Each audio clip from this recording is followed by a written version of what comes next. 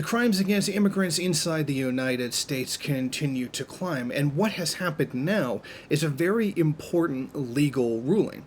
Now, in South Haven, Mississippi, in 2017, during the summer, the police went to raid an apartment over a reported domestic dispute that had been called in.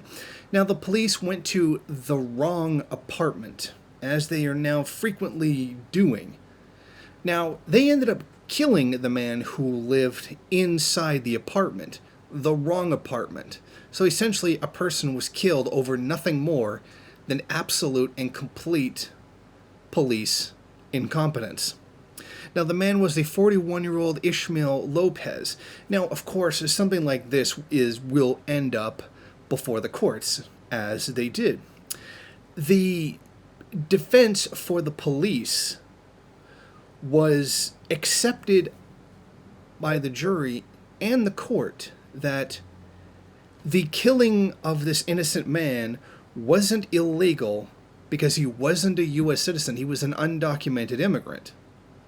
And because undocumented immigrants aren't citizens, they have no constitutional protections. So, therefore, it's okay to kill them. The most disturbing part about this is the fact that the court agreed with them, and so did the jury. Now, think about that. If you're not a U.S. citizen, you have no rights. Well, I mean, as long as we completely forget about all those international laws that the U.S. signed on to or is obligated to follow as a member of the UN. But at least international law doesn't apply to the United States, apparently. That's exactly what we're getting from this. If you're not a U.S. citizen, you have no rights as a human being.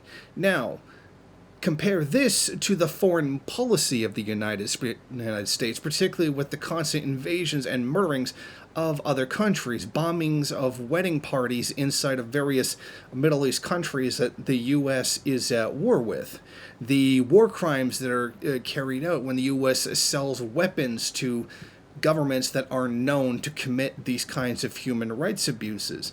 And basically, as I said, the entire U.S. foreign policy is essentially based on the idea that if you're not a U.S. citizen, you have no rights as a human being. And that this is an integral part of the U.S. war machine. Now, this has always been a philosophy that if you're not a U.S. citizen, you are subject to U.S. rule and murder. You have no rights. They can do whatever it is that they want, regardless of what the law says, because nobody stands up to them, and the completely useless UN does absolutely nothing about it, even though it's an international regulatory body that is supposed to look after these kinds of things.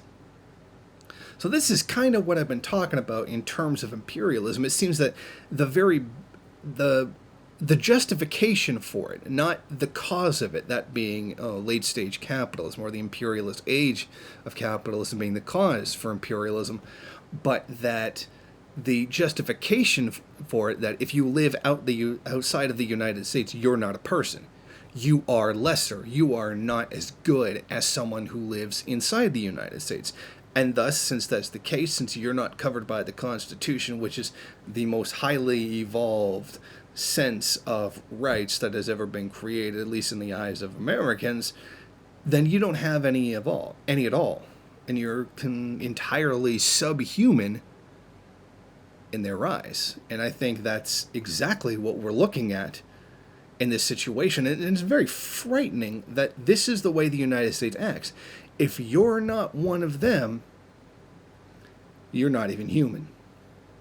Now, we could make this comparison to the U.S.'s relationship with Israel and Israel's crimes against Palestinians, but that would be just way too easy and way too obvious.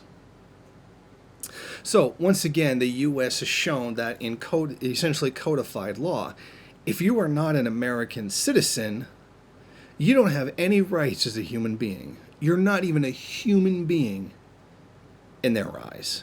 And that basically tells you everything you need to know about the global divide in the world, the global class divide. That if you're not in the the elite, the global elite, that being the first world, in this case the United States, if you're outside of that, well, you don't really have any rights. And we can usually get this as well when the mainstream media talks about the global community and who that entails. Another piece of evidence that shows that theory to be correct. Thank you for watching. If you like this program, then please head over to my Patreon page and set up a monthly donation. It's your donations that keep this program running. Also, if you would like, please rate, comment, subscribe, and share in various social media.